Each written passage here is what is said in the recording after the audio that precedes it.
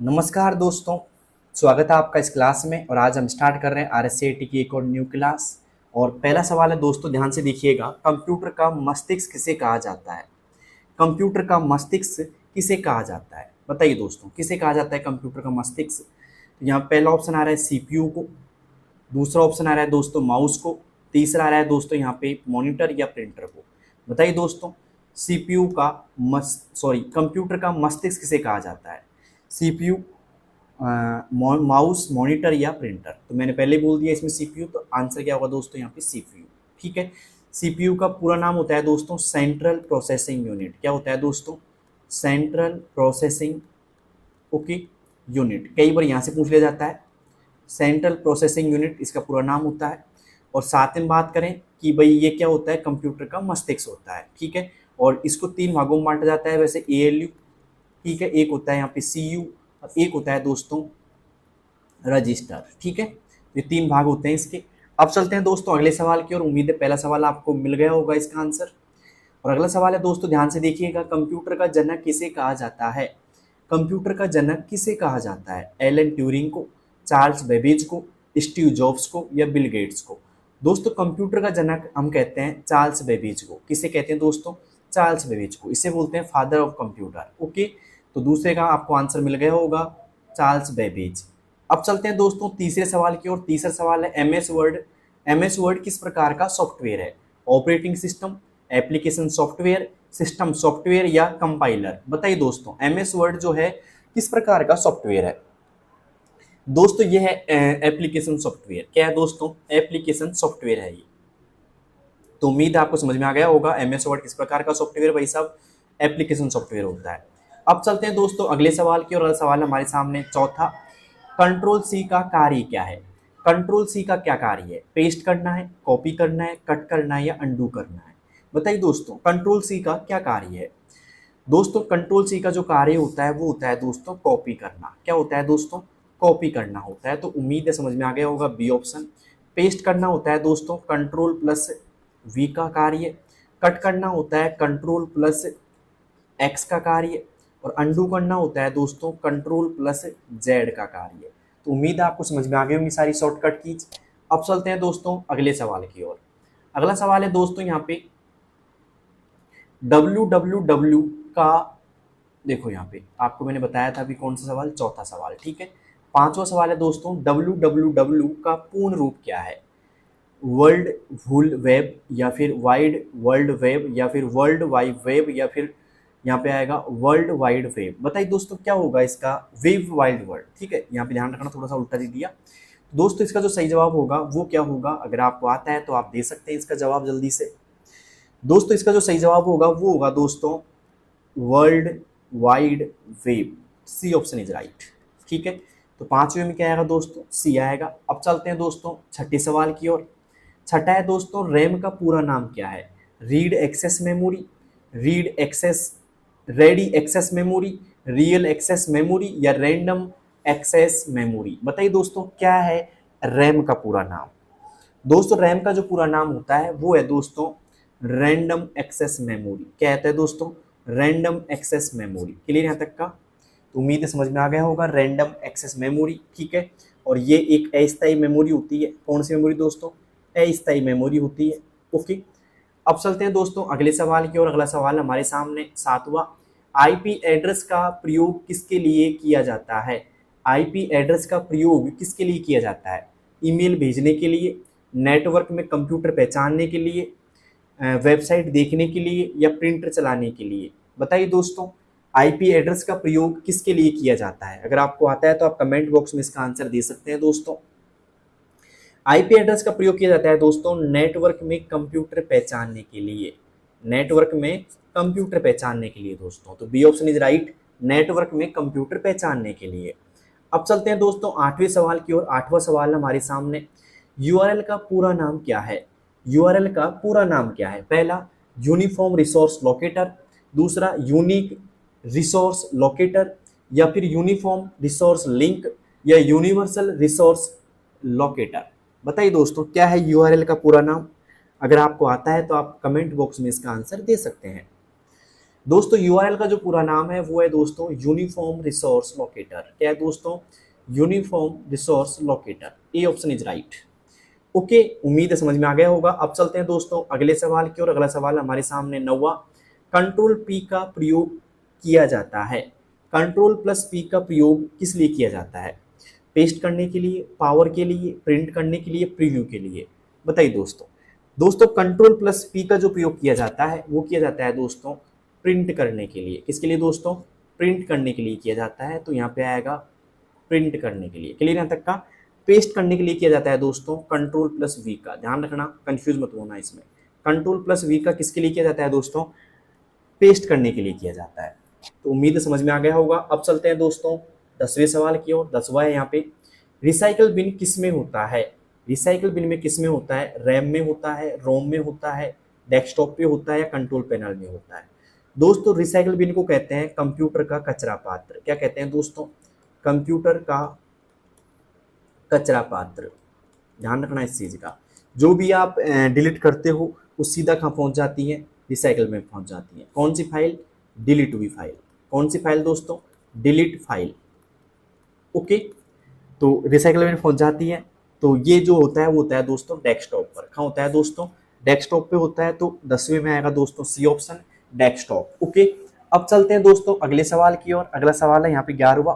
उम्मीद है 10वां आपको समझ में आ गया होगा। और 10 में से आपके कितने सही हैं वो कमेंट बॉक्स में आंसर दे सकते हैं इसका। अब चलते हैं दोस्तों 11वें सवाल की ओर। 11वां है दोस्तों, ध्यान से देखिएगा। सीडी का पूरा नाम क्या है? सीडी का पूरा नाम क्या है? Computer disc, compact disc, control disc या सेंट्रल डिस्क? बताइए दोस्तों क्या है सीडी का पूरा नाम? अगर आपको आता है तो आप कमेंट बॉक्स में आंसर दे सकते हैं। दोस्तों सीडी का जो पूरा नाम है वो है दोस्तों कॉम्पैक्ट डिस्क। क्या है दोस्तों? कॉम्पैक्ट डिस्क होता है सीडी का। ठीक है, तो उम्मीद है समझ में आ गया होगा। B option is right, compact disc. अब चलते हैं दोस्तों 12वें सवाल की ओर। 12वां सवाल हमारे सामने, शिफ्ट प्लस डिलीट से क्या होता है? शिफ्ट प्लस डिलीट से क्या होता है? फाइल को कॉपी करना, या फाइल को कॉपी करता है, फाइल को डिलीट करता है, फाइल को सेव करता है, या फाइल को ओपन करता है? बताइए दोस्तों क्या करता है? दोस्तों शिफ्ट और डिलीट जो करता है वो करता है परमानेंट फाइल को डिलीट। क्या करता है दोस्तों? परमानेंट करता है भाई साहब। ये मतलब परमानेंट क्या करता है? डिलीट करता है या मिटाता है। मतलब रिसाइकल बिन में भेजे बिना सीधा डिलीट कर देता है ये। ठीक है, तो यहाँ पे आएगा फाइल को डिलीट करता है, लेकिन कौन सा डिलीट करता है? ये परमानेंट वाला करता है, हमेशा के लिए। किसके लिए दोस्तों? हमेशा के लिए करता है। ठीक है, क्योंकि रिसाइकल में जाने के बाद हम रिस्टोर कर सकते हैं, ऑप्शन तो होता है, लेकिन अगर शिफ्ट और डिलीट करोगे तो परमानेंट मिट जाएगी, कोई ऑप्शन नहीं है वापस लाने का। फिर ठीक है, फिर तो आप रिस्टोर ही कर सकते हो, यानी कि आप रिकवरी कर सकते हो उनको। ठीक है, अब चलते हैं दोस्तों अगले सवाल की ओर। अगला सवाल हमारे सामने 13वां, गूगल क्या है? पहला ऑप्शन सोशल मीडिया है, दूसरा ऑप्शन सर्च इंजन है, तीसरा एंटीवायरस है, और चौथा यहाँ पे ब्राउजर है। बताइए दोस्तों गूगल क्या है? अगर आपको आता है तो बता सकते हैं दोस्तों गूगल क्या है। दोस्तों गूगल एक क्या है? सर्च इंजन है। क्या है दोस्तों? सर्च इंजन है गूगल। ठीक है, और सोशल मीडिया नहीं है दोस्तों यहाँ पे, ना ही यहाँ पे एंटीवायरस है, ना ही यहाँ पे ब्राउजर है। क्या है दोस्तों? गूगल सर्च इंजन है। अब चलते हैं दोस्तों 14वें सवाल की ओर। उम्मीद है 13वां आपको समझ में आ गया होगा। 14वां सवाल दोस्तों क्या है? ध्यान से देखिएगा।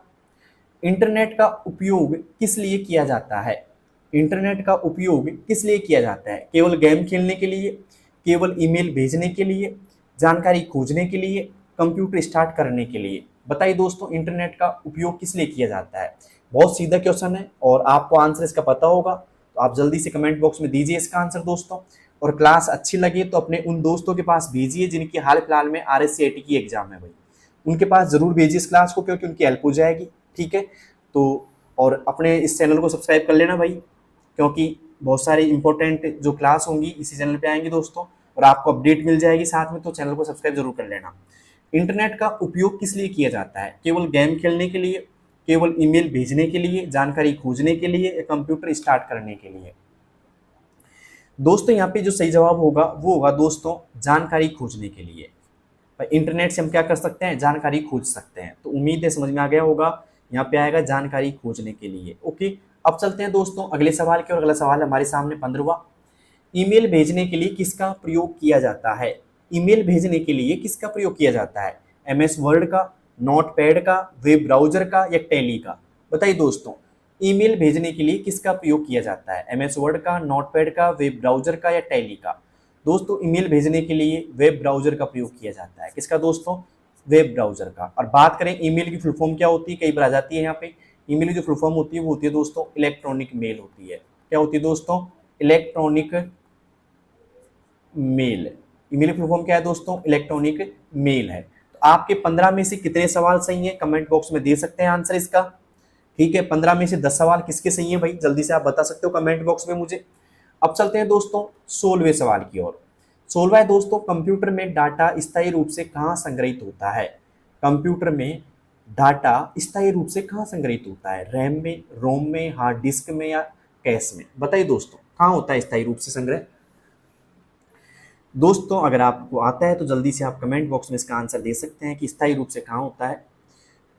ओके, तो स्थायी रूप से जो संग्रह होता है दोस्तों वो होता है यहाँ पे हार्ड डिस्क में। किसमें दोस्तों? हार्ड डिस्क में होता है। और यहाँ पे बात करें रैम का फुल फॉर्म क्या होता है दोस्तों? रैंडम एक्सेस मेमोरी होता है। रैंडम एक्सेस मेमोरी, ठीक है, ये एक तरीके से इसकी फुल फॉर्म होती है। रोम की होती है रीड ओनली मेमोरी। क्या होती है दोस्तों? रीड ओनली मेमोरी आप बोल सकते हो इसको, ठीक है। और ये होती है दोस्तों एक तरीके से रैम होती है अस्थायी मेमोरी, और ये होती है दोस्तों स्थायी मेमोरी, ठीक है, ये ध्यान रखना। अब चलते हैं दोस्तों अगले सवाल की ओर। अगला सवाल हमारे सामने 17वां। इसका आंसर तो आपको मिल गया होगा दोस्तों, हार्ड डिस्क आएगा इसमें। अब बात करें दोस्तों यहाँ पे 17वें सवाल की, पेंट किस प्रकार का प्रोग्राम है? पेंट किस प्रकार का प्रोग्राम है? ड्राइंग, स्प्रेडशीट, एंटीवायरस या कंपाइलर? बताइए दोस्तों, पेंट किस प्रकार का प्रोग्राम है? दोस्तों यहाँ पे जो पेंट है वो एक तरीके से ड्राइंग यानी कि आकृति बनाने के लिए आता है यहाँ पे, तो ड्राइंग आएगा यहाँ पे, A option is right.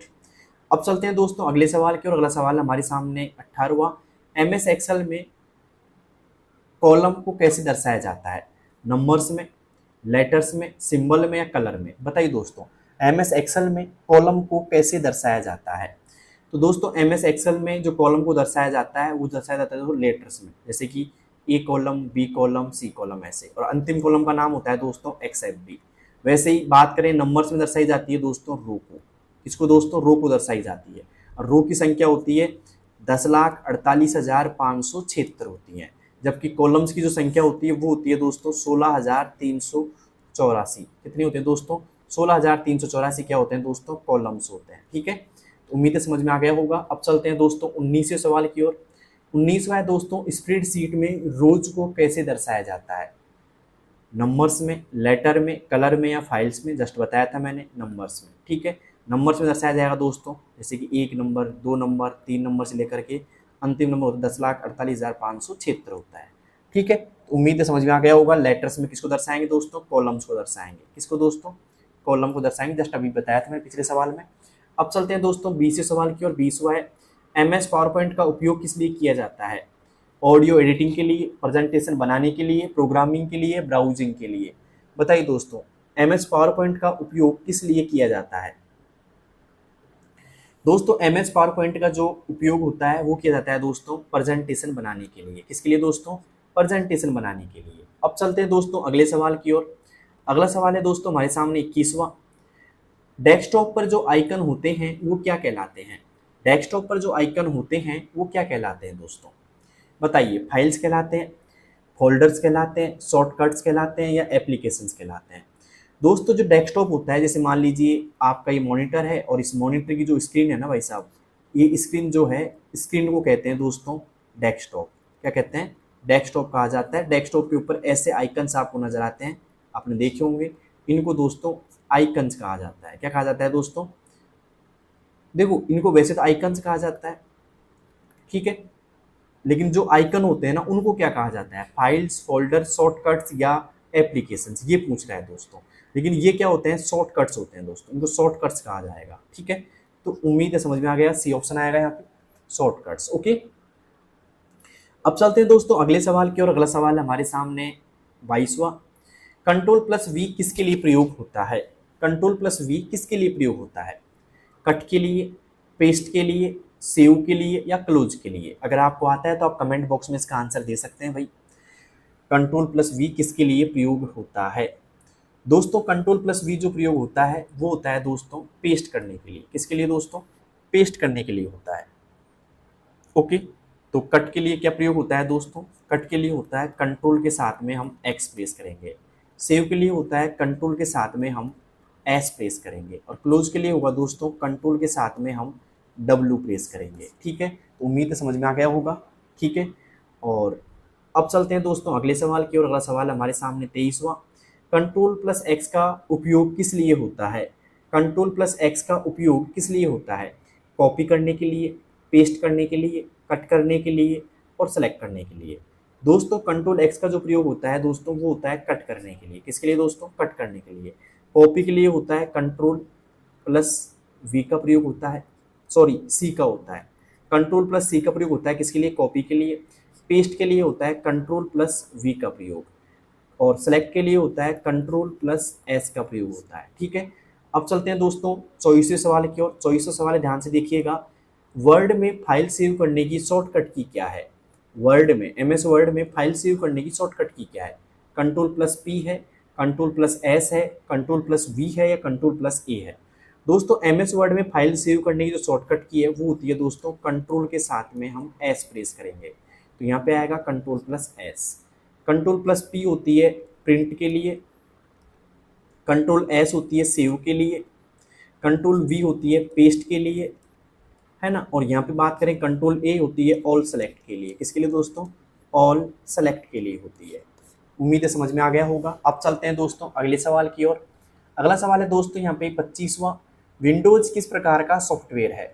Windows किस प्रकार का सॉफ्टवेयर है? पहला एप्लीकेशन, दूसरा ऑपरेटिंग सिस्टम, तीसरा यूटिलिटी और चौथा प्रोग्रामिंग। बताइए दोस्तों विंडोज किस प्रकार का सॉफ्टवेयर है?